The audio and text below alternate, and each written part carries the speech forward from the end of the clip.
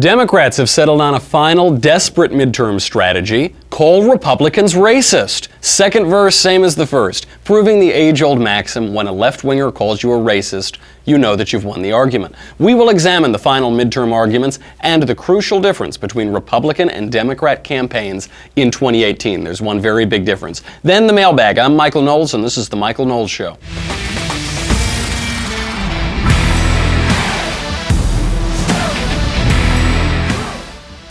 Welcome to my dungeon. I know I invite you into my boudoir a lot. Now you're in my dungeon.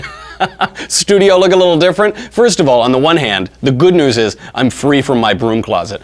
The bad news is I'm now in a cave somewhere in Tora Bora or something. We're here. There's some construction going on at the studios right now. And I kind of like the idea that we're in this bunker until the midterm elections. We're in the war room, regardless of what happens. Even if Republicans hold the Senate, even if the Republicans hold the House, the deluge of leftist tears could be so intense that the leftist tears tumbler wouldn't even be able to sustain them.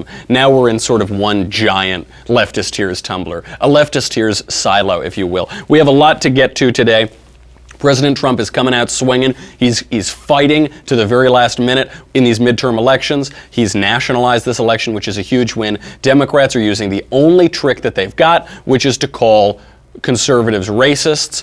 We'll analyze race by race, but first, let's make a little money, honey. What time is it? Oh, it's time to make a little money, honey. Okay. Do you know how I know that? Because of my movement watch. You know how much I love movement watches, founded by those two college dropouts that started their own watch company. The company has grown like crazy. They have now sold almost 2 million watches in 160 plus countries. They continue to revolutionize fashion on the belief that style shouldn't break the bank. I was at a party last night. I saw a guy, he didn't even listen to the show, just wearing one of his little movement watches. I complimented him on his, he complimented me on mine. I get a ton of compliments on this thing. This is the Atlas Revolver. I think it's the coolest watch they've made, but there are a bunch of others that I want that they still haven't sent me. So go over, get them yourself. You know, maybe send one over here. I don't know. Celebrate Republicans hopefully picking up seats in the Senate. Movement watches are all about looking good and keeping it simple. They don't tell you how many steps you've taken. They don't, blow up your wrist with text messages and you got to call your mother back or whatever you got to do. Not that at all. They tell the time like a watch is supposed to do. Movement watches start at just $95. At a department store, you'd be spending $400 or $500 for this. Today, get 15% off with free shipping and free returns by going to movementmvmt.com/covfefe, C-O-V-F-E-F-E. See why Movement keeps growing? Check out their expanding collection. Go to movementmvmt.com/covfefe, C-O-V-F-E-F-E, and join the movement. So right now, for these races, I won't go through all of the polling, but right now, there is some real movement in the Republican direction on Senate races. There was a really tight Senate race in Indiana, and Joe Donnelly just made a few racist comments, legitimately racist comments, because he said I've got a staffer who's African American, but she does a good job. I've got a staffer who's Indian, but he does a good job. Actually, he just kept repeating it. So that one's tightening up. West Virginia looks like it's in a dead heat right now. We've got Republicans way up in North Dakota. We've got Republicans up in Missouri, I believe. There's a lot of movement going on. As for the House, Cook Political Report is now revising up the number of seats that they think Democrats are going to take. They now think that at the outer limit, Democrats could take 40 seats. This is up from their prediction at 35 seats. To put that into historical perspective, Barack Obama lost 63 seats in his first midterm election. Bill Clinton lost 54 seats in his first midterm election. So it's not outside the realm of possibility. Actually, if the Democrats win 30 seats, all in all, that's a sort of a win for the Republicans. Historically speaking, that means they held on to a lot of seats. I'm not sure even that is going to happen. The Democrats have to flip 24 seats in order to take the House. I don't know. I don't want to make any predictions. I don't want, who knows? We actually still have a few days. Things could change. These races are all so close. I'm not convinced Republicans are going to lose the House. I'm not convinced at all.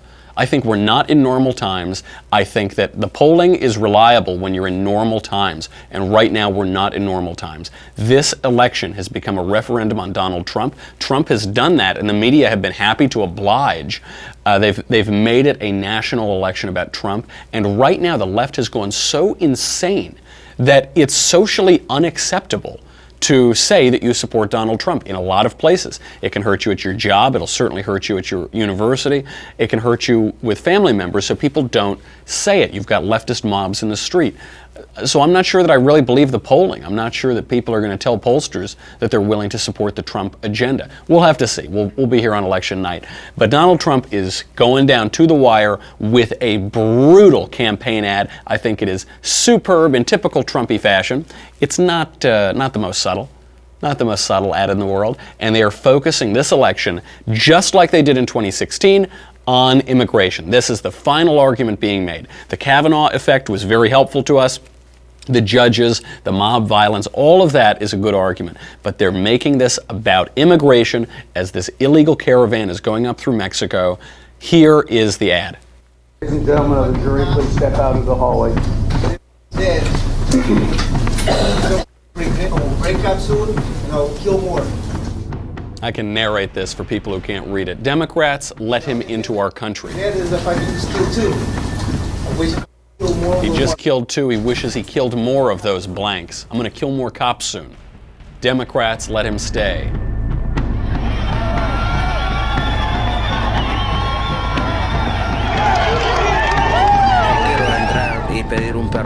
He says he wants to apply for pardon for the felony he committed. So you see this caravan moving up. He's saying, you're seeing criminals, you're seeing young men creating violence in this caravan. Says, who else would Democrats let in? There's this smiling illegal alien cop killer. President Donald J. Trump and Republicans are making America safe again. Brutal, devastating campaign ad, and absolutely right. How do you think the media are responding to this ad? I'll give you one guess, 2 syllables. What is it? It's racist. That's what they're saying. It's racist, which is sort of ironic because the claim that it is racist is itself racist. We'll get to that in a second. What they're really claiming, I mean, everybody is saying this, shockingly racist ad, the most racist ad in 30, 50, 1,000 years. Okay. What is the claim of the ad? The claim of the ad is we shouldn't let these illegal aliens, thousands and thousands of them, barge into the country, break our laws illegally. The claim is that there are some criminals among them. The claim is that some of these criminals have not been deported. They've been allowed to stay, and they've committed more crimes. All of that is true. Here's what you need to know. Number one, illegal aliens commit a disproportionate share of federal crimes, period. It is often alleged on the left that illegal aliens commit fewer crimes than native-born Americans. It depends what studies you're looking at. It depends how you calibrate those data. But we do know that they commit a disproportionate share of federal crimes. 21% of non-immigration crimes are committed by non-citizens. That is over 2.5 times their share of the population. Now, look, most crimes are state and local crimes. Okay, but as for federal crimes, they commit 2.5 times their share of the population worth of crimes, non-immigration crimes. Now, there are some conflicting studies. There is a study out from the Cato Institute that shows lower rates of violent crime among illegal aliens. However, the Crime Prevention Research Center shows significantly higher rates of violent crime among illegal aliens. So you've got different studies. This is why conservatives tend not to rely on social scientific studies too much, because they can be manipulated, they're easily politicized. As I believe it was Mark Twain said, there are lies, damned lies, and statistics. Number two that you need to know, lefties are pretending now that illegal immigration actually reduces crime. So you'll see, it sounds like the same argument, but it's not. The one argument is that illegal aliens commit less crime. The other is that illegal immigration decreases crime. Over time, there's a correlation between crime decreasing in America and illegal immigration increasing. Correlation is not causation. So you see this at New York Times, all of the mainstream media reporting on this. And it's true. Over the last 30 years, illegal immigration has increased dramatically and crime has decreased. Okay. Apple computers have gotten faster too. Illegal immigration increases the speed of Apple computers. You know, over that time, vegan coffee shops have increased as well. Illegal immigration results in a higher percentage of vegan coffee shops. Of course not. There are different trends that are happening. Crime has fallen in the United States, violent crime, over the last 30 years dramatically. This is not because we've let a lot of illegal immigrants into the country and illegal aliens are residing here and they're like Tibetan monks or something. You know, come on, all we are saying is give peace a chance. That's not what they're saying. Those are two different trends and they're not related. Number 3, Cato Institute observes that legal immigrants are less likely to be in jails or prison in the U.S. The point being that it's all of this immigration, illegal and illegal, should be encouraged. That's how the left is using that statistic. No, it just means that legal immigrants are very law-abiding. And what the left always tries to do, this is why they change the language here. It's why you now have to say undocumented immigrant or dreamer or whatever instead of illegal alien, is they want to conflate illegal immigrants with legal immigrants. But they aren't the same thing. They're not immigrants. They're foreign nationals who are here illegally. They're not immigrants. And illegal aliens behave differently than legal immigrants to the United States. Obviously so, the first act of an illegal alien in the U.S. is to break a fundamental law. Legal immigrants from the same countries, from the same exact places, wait online, respect the law of the United States, and they tend to be more law-abiding. This is no shock at all. I mean, the one thing we know about these two groups is one of them follows the law and one does not follow the law. And it's a little sleight of hand that the left does, because they say, look, immigrants commit far less crime. Okay, but what about illegal aliens? Those are totally different questions. And this one hasn't been reported, the fourth thing you should know. The Guatemalan president of Guatemala has said publicly that he has caught ISIS caught ISIS operatives in his country, presumably to join the caravan and enter into the United States. Unless they just wanted to go for the really delicious Guatemalan food. I don't know what else they were doing down there, if not to attack the United States. He has said, Jimmy Morales, the president of Guatemala, that he has caught and deported nearly 100 Islamic terrorists in his country just within the last month. Just right before that caravan was moving from Honduras into Guatemala, eventually into Mexico. He says that he caught 100 ISIS-affiliated Islamic terrorists there. Did he? I don't know. Is the president of Guatemala telling the truth? I don't know. What incentive does he have to lie? I don't really think he has any incentive to lie either. What I can promise you is that you have not seen that reported in the mainstream media. And actually, the one time, I think Pete Hegseth on Fox and Friends mentioned this, and the media piled on. They said, how dare you report this? How dare you report this? Well, the president of Guatemala said it. That's all we're saying. And why won't you cover what the president of Guatemala, who is there, who knows a lot more about this caravan than you do, Chris Cuomo or Don Lemon or Brian Stelter or anyone else on CNN, why aren't you reporting that? Because it contradicts the narrative that these are all peaceful, loving mothers and their cherubic children who just want a better life, who love America and want to come here and eat apple pie and go to baseball games. That is not the case. The reality from all the videos we've seen of this caravan and from the testimony of the president of Guatemala contradicts that. Another thing you should know is that there are a ton of criminals in here.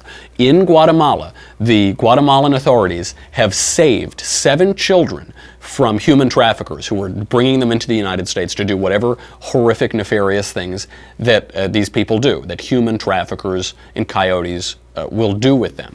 So they've only caught 7. I hope they can rescue more, but who knows how many there are. This is the trouble with unvetted, random, violent mobs trying to break their way into the country, is there's no vetting. You have no idea who these people are. You don't know their criminality. You don't know the relationship of these adults to the children. So the Democrats demagogue all the time. They say, you're separating families at the border. You're separating this father from his son. Yeah, maybe. Maybe you are. Do you know that? Do you know that that little girl is the daughter of that man? No, you don't know that at all. There aren't any documents. This is why we have legal structures to make sure that the people who are coming to the country are who they say that they are, and that we're protecting kids. We know the statistic. I mention it a lot, but I mention it a lot because the mainstream media won't, which is that 60 to 80% of women and girls, according to Amnesty International and Fusion in the Huffington Post, are sexually assaulted when they cross the border into the U.S. illegally. So clearly, we don't know that the little daughter belongs to the father coming in here. Guatemalan authorities have arrested or have arrested a number of traffickers and rescued 7 kids. That's good. We also know that Mexico, once the caravan made it into Mexico, has arrested and deported 2 fugitives wanted for murder. We know of just 2. Who knows how many more there are? You saw the video. You saw it wasn't a lot of women and children, was it? It was young men getting very violent at borders. Okay. The last thing you should know about this, the majority of Americans want this caravan stopped. All public polling has suggested this. I think that the latest poll is that 51% of Americans want this stopped. They don't want anybody let into the country. 38% want some people to be let in and have their cases heard and see if they qualify for asylum or this or that or the other thing. So that's a significant margin. You've got the majority of the country doesn't want this. That's Republicans, that's Democrats, that's independents. This is why President Trump has identified this issue as so important, because maybe he hasn't read Edmund Burke or Michael Oakeshott or gone to Heritage Foundation lunches, but he does know that people really care about this. It's so offensive, and it is a real danger. You know, I think when these girls, Katie Steinle was killed by an illegal alien, Molly Tibbetts, I think, was another one, killed by an illegal alien. Whenever President Trump would point that out, he'd be talking about how awful illegal immigration is, what a danger it is to the country. Then the left would say there's no danger at all. And then some American citizen, in those cases young girls, were killed by illegal aliens. And the left would say, oh, that's just convenient. That's just an anecdote. These girls aren't anecdotes. They're American citizens who are dead because of the horrific, reckless, anti-American, anti-lawful policies of Democrats. That's why. Okay, people make mistakes. Politicians make mistakes all the time. Politicians can support disastrous policies. Okay, but then stop. Stop supporting the policy. Turn around. Support a different policy. A lot more to get to on this question, but first, I've got to make a little money, honey. Then we can analyze all of the sad, desperate, empty arguments in the home stretch of these midterm elections. But first, speaking of safety and making neighborhoods safer, we got to thank Ring. Ring's mission is to make neighborhoods safer. Today, over 1 million people use the amazing Ring video doorbell to help protect their homes. Ring knows that home security begins at the front door, but it doesn't end there. So now they're extending that same level of security to the rest of your home with the Ring floodlight camera. You know, when you try to break into a home and then the floodlight comes on and then you scamper away into the woods, that is a floodlight. Ring has put a camera in there. What's great about them too, all my cool guy friends have Ring. All of them do. I've given Ring to some friends of mine because it's so good. And it's great because you can see them on your phone. You can be in your house or on a beach in Boca, who knows, and you can talk to them. You're able to communicate, scare them away, and it's uploaded into the cloud so you can share it with your neighbors. Say, watch out for this guy. If the robber steals your Ring doorbell, you've already got the video because it's in the cloud. It's a tremendous product. I can't believe how inexpensive it is for all the value that you get. It is the ultimate in in-home security. With high visibility floodlights, powerful HD camera, put security in your hands right now. Don't say I never did nothing for you. Save up to $150 off of a Ring of Security kit when you go to ring.com/Knowles, Knowles. Ring.com/Knowles, Knowles. What is it? I already told you twice. I'll tell you again. Ring.com/Knowles. Okay, so Trump has identified this issue. It's no coincidence that this is the issue that he's ending on. I mean, this is the final pitch. It's now Thursday. We've got Friday, Saturday, Sunday, Monday, Tuesday. 5 days left for the midterm elections. His final pitch is this because he knows it works and it matters. It's a really important issue, and that's the reason it resonates with the American people. President Trump began his presidential campaign on this. He, in many ways, concluded his presidential campaign on this, and he's concluding the midterms on this as well.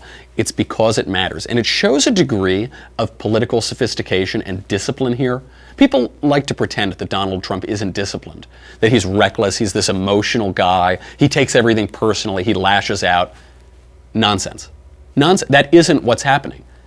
Trump is one of the most disciplined politicians I've ever seen. He stays extraordinarily on message. He's been on message now for 3 years, almost 3 years, on this issue of illegal immigration. He doesn't really seem to take things personally. He performs, he puts on a show, he picks fights, he certainly defends in fights, but he doesn't seem to take things that personally. That's why he's the Teflon Don, right? That's why he's able, all of the horrific things that people say about him. Imagine all the horrific things. They say he's sexually attracted to his daughter. Remember that line of attack? They say he's a traitor to his country. He colluded with Russia. He's fat. He's ugly. He's a baby. The New York Times fantasizes about assassinating him. The New York Times publishes pictures of him kissing and getting intimate with Vladimir Putin. The list goes on and on and on. And he seems to still enjoy being president. You see him out there at these press conferences. You see him at the gaggles talking to the press. He's still up. He's still having a good time. If he were taking this personally, he would be isolated. He would be angry. He wouldn't talk to the press. It's quite the opposite, because he seems confident that he's going to win. And that confidence, that exuberance, really, I think, has spread out among conservatives. I've been all over the country in the last week talking to different colleges, talking to different people. The conservatives I've spoken to seem pretty confident, and the lefties seem angrier than ever. Nowhere is this clearer than on the mainstream media and on CNN. Here is a CNN analyst, April Ryan, speaking on Don Lemon's program. And what do you think? They're making their final arguments too. Trump is making his arguments for the midterms. They're making theirs. What do you think the final case? Vote for Democrats because. What's the argument they're making? Trump's a racist. Take it away. And, you know, it begs the question. He talks about the press being the enemy of the people. It begs the question, is he the enemy of the people by stirring up this hate, by causing people to actually act on hatred or discrimination against those, to even go as far as killing people? Oh, he's stirring up hatred and making people kill people. First, just a note on word usage. She says it begs the question, it begs the question. That's not what begs the question means. Just a little digression. To beg the question, it means to assume the conclusion that you're trying to prove. That's begging the question. Begging the question is not to ask a question. So there's a little credibility issue here. The minute she said that, I thought, this woman probably doesn't know what she's talking about. And I was correct. She's saying that Donald Trump is stirring up hatred, making people want to kill people, making people kill people. The obvious association she's trying to make is with this guy who slaughtered 11 people at the synagogue in Pittsburgh. That this is the big story in the headline. She's trying to say that he's whipping people up into a frenzy to kill people. Unfortunately for her, even the left is admitting that any connection between Trump and the Pittsburgh guy is false, that a connection between Trump and anti-Semitism is false. They've admitted that. The New York Times admitted, they said, quote, there have been 4 times as many crimes motivated by bias against Jews, 142 in all, as there have against blacks. Hate crimes against Jews have outnumbered hate crimes targeted at transgender people by a factor of 20. They go on, quote, during the past 22 months, not one person caught or identified as the aggressor in an anti-Semitic hate crime has been associated with a far right-wing group, according to Mark Molinari, commanding officer of the police department's hate crimes task force. Not one. Not one. So they can't make that connection at all. As for what other crimes have there been? Well, we saw a Bernie bro shoot up and almost kill Steve Scalise, shoot up the congressional baseball game because he didn't like Republicans' opinions on health care. And you saw this wacko ex-stripper guy living in a van in Florida send pipe bombs, none of which went off, none of which hurt anybody, because he's a lunatic and incompetent. Okay, I'm willing to grant you the extreme fringes of both sides. There are wackos on the fringe on the right, there are wackos on the fringe on the left. But the mainstream, we're talking about the mainstream here. That's all hatred, that's all aggression and violence encouraged by the mainstream of the Democrat Party and harshly rebuked by President Trump and every other Republican. All right. What is Bernie Sanders' final pitch? The former future president, if not for Hillary Clinton and the DNC rigging it, the former future president Bernie Sanders. Bernie, as we approach the midterms, what is your final vote for Democrats because Trump is a racist? Take it away. They are working to make certain that the agenda of the most racist, sexist, homophobic, bigoted president in history will go nowhere because Democrats will control the House and the Senate. The most racist, sexist, bigoted president in American history. So racist, in fact, so racist is Donald Trump that his support among black voters has more than doubled in just the last year. That's how racist he is. So racist that his support among Hispanic voters has surged within the last year. So he's so racist, he's so bigoted that Israel built a train station in his honor. The Donald Trump train station in Jerusalem. That's how bigoted he is. That's how racist he is. Let's look at some other racist presidents, just for comparison, just to see if maybe some other president has been more racist than perhaps the least racist president in history, Donald Trump. Let's just see. No, I don't know if he's the least racist. Who would be the least racist in history? I don't know. That's a really hard one because the definition of racism keeps changing. According to Democrats, if you want to lower taxes, you're a racist. So it's very hard. It's very hard to say who's the most racist and who's the least racist. But what we can point to a few examples. Like, for example, Woodrow Wilson, Democrat president, screened Birth of a Nation in the White House. Hosted a screening of Birth of a Nation extolling the virtues of the Ku Klux Klan in the White House. Okay, it can't be. That's probably racist, right? How about LBJ? LBJ famously pushed for the Civil Rights Act, so he gets credit for that. He also was, by any definition, a racist. Don't take my word for it. The MSNBC rather has admitted this in a long analysis of his policies and his rhetoric. He referred, according to his biographer Robert Caro, to the Civil Rights Act as the N-word bill. Ninja. I'll say ninja because he says that word a lot, so I'm just going to replace it with ninja. You know what word I'm saying. The ninja bill. He referred to Asians as hordes of barbaric yellow dwarves. Quote, that's a direct quote. He would drive to gas stations when he was a young man, playing on the stereotype that black people are afraid of snakes. Apparently they're afraid of snakes. Everybody, I think, is afraid of snakes, but I guess there's a stereotype that black people are in particular. He would drive to gas stations with a snake in his trunk, and he would get the black gas station attendant to open up the trunk and be scared of the snake. According to his biographer Robert Dallek, he appointed Thurgood Marshall to the court, a very famous black guy, as opposed to a less famous black guy, because he said, quote, "When I appoint a ninja to the bench, I want everybody to know he's a ninja." That's according to LBJ's biographer Robert Dallek. Robert Caro, according to LBJ's chauffeur Robert Parker, said, quote, this is LBJ speaking to Robert Parker. He'd asked him if he wanted to be called boy or ninja or by his name. The chauffeur obviously said, "I'd like to be called by my name." LBJ, according to the chauffeur, according to lauded biographer Robert Caro, said, quote, "As long as you're black and you're going to be black till the day you die, no one's going to call you by your GD name. So no matter what you're called, ninja, you just let it roll off your back like water and you'll make it. Just pretend you're a GD piece of furniture." It's according to Robert Caro. Okay, and that's according to the guy that he allegedly said it to. I wouldn't say that Donald Trump is the most racist president in history. That's my conclusion from all of that. There's a big difference here between how the Republicans and the Democrats are running in this race. It tells you a lot about how they feel the country is going and how the opinions of the country are going. The Republicans are running on the record of Donald Trump. They are running on their record.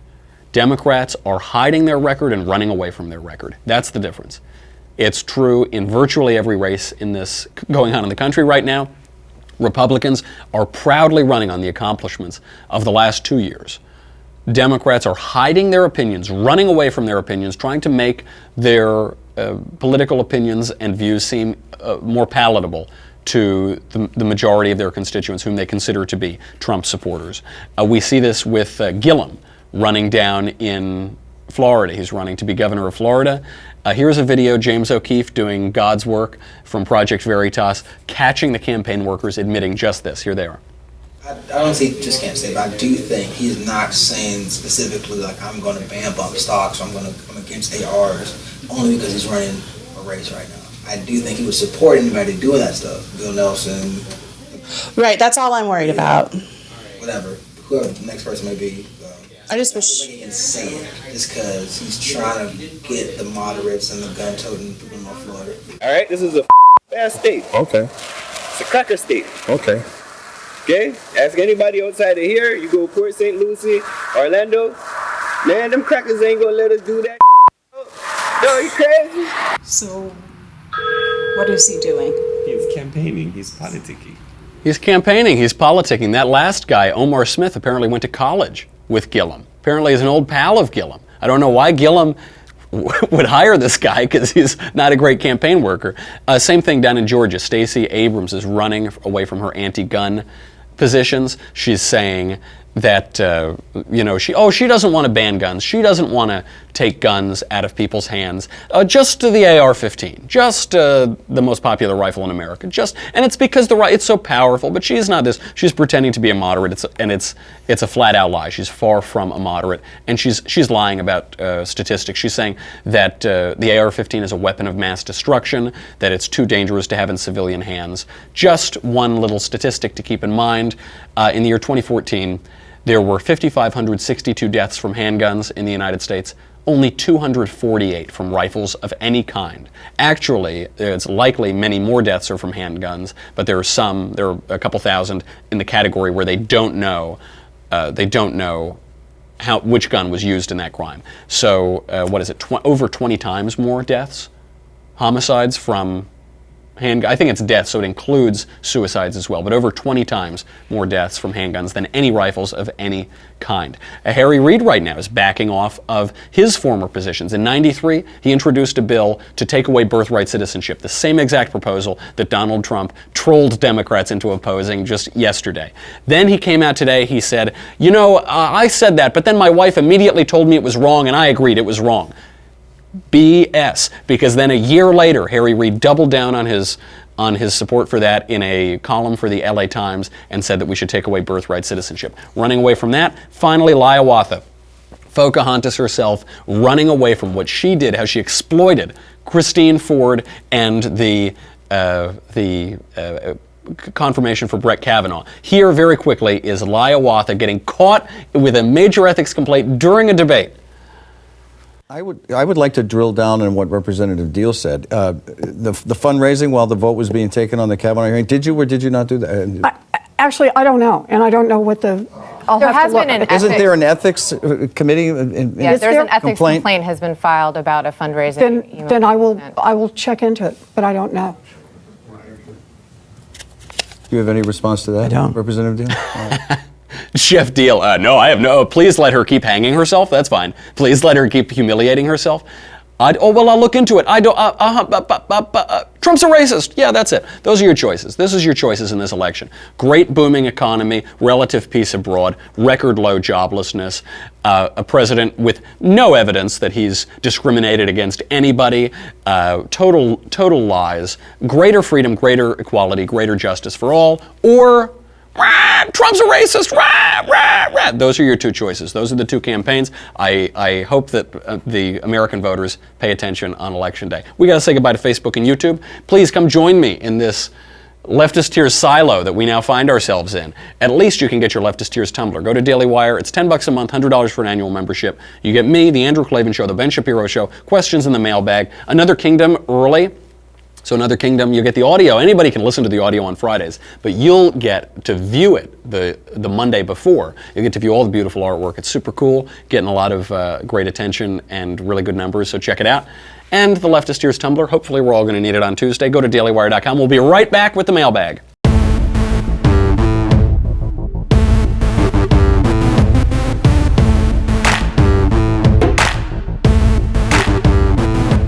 All right, first question from Evan. Hey, Michael. I was wondering what you think Trump's greatest accomplishments have been so far in his presidency. Keep up the good work. All love the show. Thanks. The greatest accomplishment, probably the most long-lasting accomplishment, is destroying the credibility of the mainstream media, or rather exposing the uncredibility of the mainstream media, because he didn't destroy it. They destroyed it themselves. They have no credibility, no question about that. But he triggered them. As Jon Stewart was saying the other day. He triggered them into exposing it. He triggered them into exposing themselves as hack partisan narcissists who take everything personally, who pretend that they are the most important, glorious heroes on the face of the earth, and he showed them for what they are, which is partisan hack narcissists. That's the most important. The second most important are the judges. The judges are so important. He's gotten a lot more judges through than anybody thought he would at this point. 2 on the Supreme Court, countless others at the federal courts, and they will shape, in large part, how the country is governed. In some ways, this is too bad because we want our country to be governed out of the legislature and then out of the executive. We want judges to call balls and strikes. But the left has weaponized the legislature for so long, and President Trump has been able to undo a lot of that. And we now have institutions like the Federalist Society and other legal societies that can ensure that we get fair, serious, good players on the benches. President Trump has done that. Cocaine Mitch gets a lot of credit for that too. That's an amazing legacy, and that will long outlive his presidency. Even if he were, heaven forfend, impeached tomorrow, it would long outlive his presidency, and it's excellent work. He's done great on everything else too. And there's some signal. The one weakness is that they haven't reformed entitlements or made moves really in that direction. There's been some signal recently that they might do it. On everything else, he gets an A+. On every other question, he gets an A+, but those 2 are the most important. From Dan, Michael, I like the Brett Kavanaugh costume, but isn't gray hair, like blackface, kind of offensive? This is a great question. I suppose now, I've been trying not to admit this in public, but because you've accused me of cultural appropriation, I will have to admit this. My head of hair is 1/1024th gray. It is. It is. The other day I was in the mirror, I found one little gray hair right here. And so my hair is more gray than Elizabeth Warren is Indian. But I think as a result now, I can go out and portray myself as grayer than Brett Kavanaugh because I am 1/1024th gray, a gray American. Great question though. Thank you. And I'm actually, it's a real burden that it's off my shoulders now that I can make that confession to you. From Benjamin. Dear Michael, King of Covfefe, earlier this month, my girlfriend and I broke up because she felt that God was telling her we needed to take a break. Heard that one before, buddy. I'm sorry to hear it. He goes on. So she can deal with anxiety in her life. I was not hearing that at all. In fact, I was beginning to think that I wanted to marry her. The past month has been very hard for me. I'm wondering if I try to move on or wait and see if she comes back after she works through her anxiety. I don't want to give up on our relationship, but I don't think my heart could take waiting months for her, only to find out she's already moved on. Any advice would be appreciated. Thanks. Love the show. Oh, where to begin? You should not give up entirely. It depends. I don't know the details of this breakup. First of all, she just broke up with you. It's not because God told her to. It's not because of some transcendent experience. She broke up with you. She broke up with you. You didn't want to break up, and she broke up with you. Period. So you got dumped, okay? Now, you really like the girl, and you don't want to take no for an answer on having a relationship with her. Okay, fair enough. Just because the girl broke up with you doesn't mean that you won't get back together at some point in the future. You should be around, but you should not wait around. Ovid, the great ancient writer, has a good book called Remedia Amoris, The Cure for Love. He has a lot of suggestions for how to get over a relationship, to get over a love affair. And I won't say them here because they're probably too vulgar for this family show, but you can give it a read and entertain those ideas if you like. You should be around, but not wait around. Go on dates with other girls. Go see other girls. Go talk to them. Go meet a girl at a bar or in class or at whatever hobby you do or on one of the apps or something. Meet girls. Go out. You got dumped. You're single. Go talk to girls. Go explore. A lot of fish in the sea. If you really, really like the girl, be around. Maybe when she wises up, comes to her senses, then you guys can get back together. But don't wait around, because no girl wants some schlub who's just waiting around. It doesn't seem very manly. Women want a guy who's behaving at all in a manly way. I'm not exactly an Adonis myself, but there are certain things that you can do to better your situation, and that's one of them. Be around, sure, but definitely don't wait around. From Andy. Hey Michael, I've got a Socratic seminar in my teaching class next week discussing whether literacy should be a right or not. I disagree because it's a good It's a good and places an obligation on taxpayers and others. Are there any other points that I could bring up to support my side, since I know for a fact I'll be in a small minority? Andy. Yeah, the question, is literacy a right, is a nonsense. It is a blah, blah, blah, blah, blah, blah, blah. It doesn't mean anything, so I'm a little stumped on how you could even respond to it. Literacy is a skill. You have to learn how to read.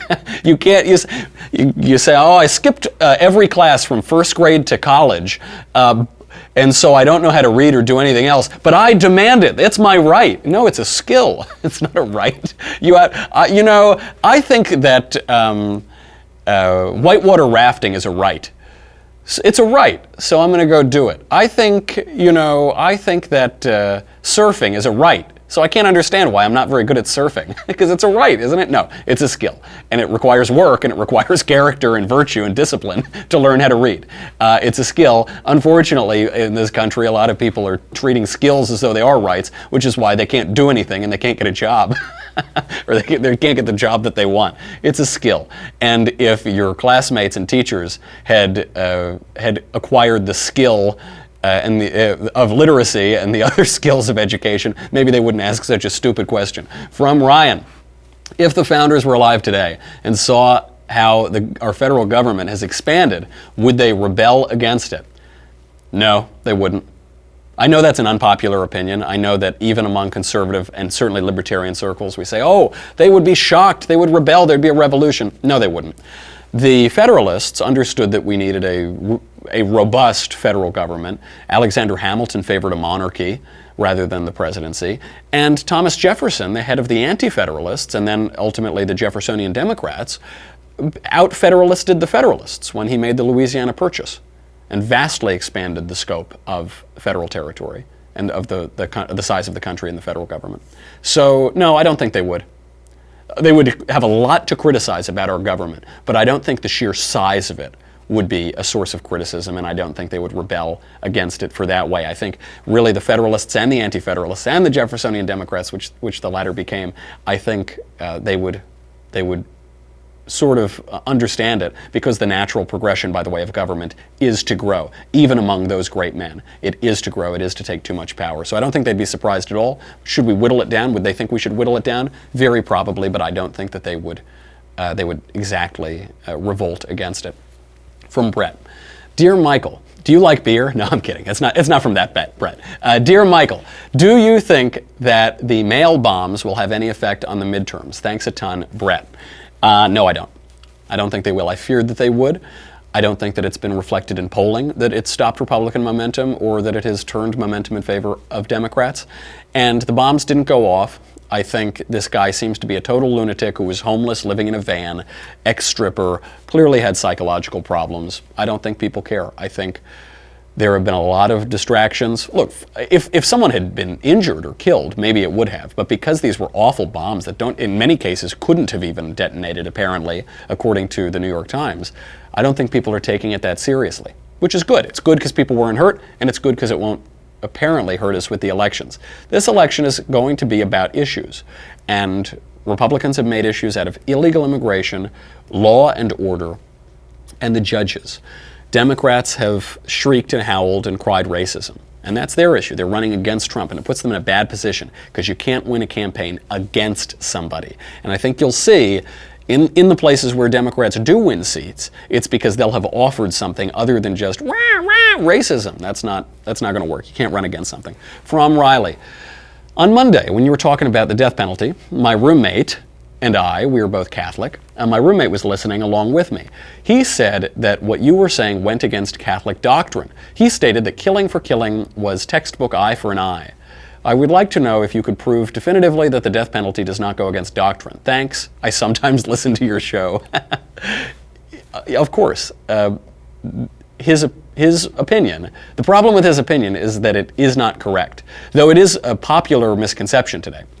St. Paul writes definitively about the legitimacy of the state in capital punishment, the legitimacy of execution by the civil authority. St. Augustine writes about the same thing, father of the church. St. Thomas Aquinas, doctor of the church, writes about the same thing. The Council of Trent in the 16th century upheld the legitimacy of capital punishment by the civil authority. Blessed Pius IX, carried out capital punishment or sanctioned it as Pope, and Pope Pius XII was so supportive of the Nuremberg trials that were executing Nazi war criminals that he sent his own lawyers there to hasten them up. He said, we wish to see this completed as quickly as possible. And he sent his own lawyers to make sure those Nazis got what was coming toward them.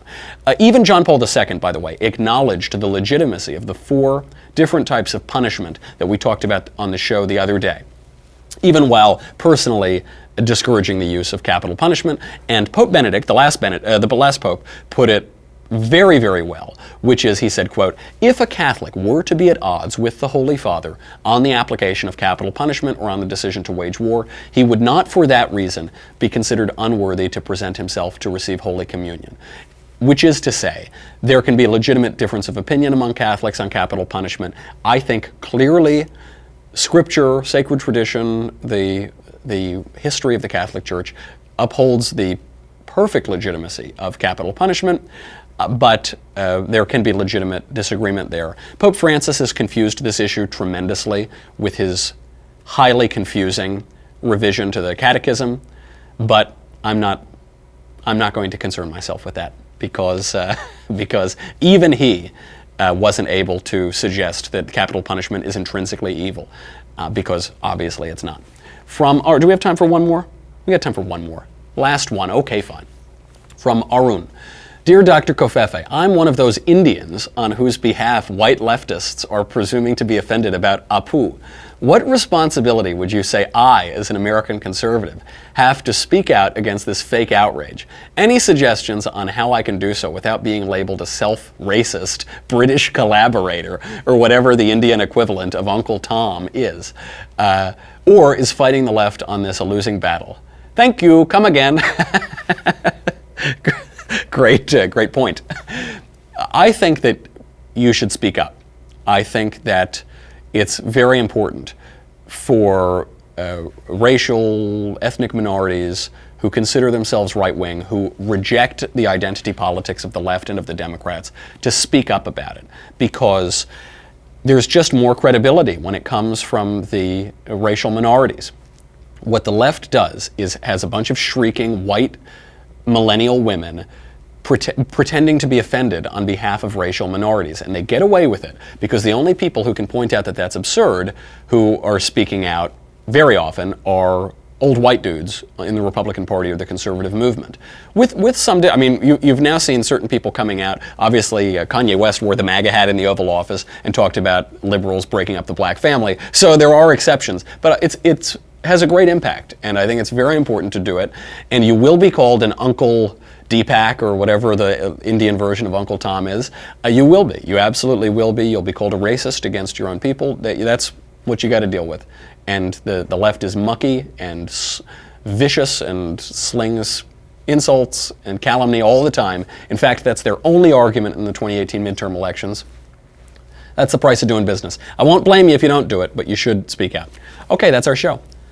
We got a lot more coming up on Monday and, of course, Tuesday, and we'll be following the election results on Tuesday as well. In the meantime, listen to Another Kingdom. It's very fun and super cool. And it's certainly the last time I'll ever work as a performer in Hollywood, so make sure that you check it out. In the meantime, I will see you on Monday. I'm Michael Knowles. This is The Michael Knowles Show.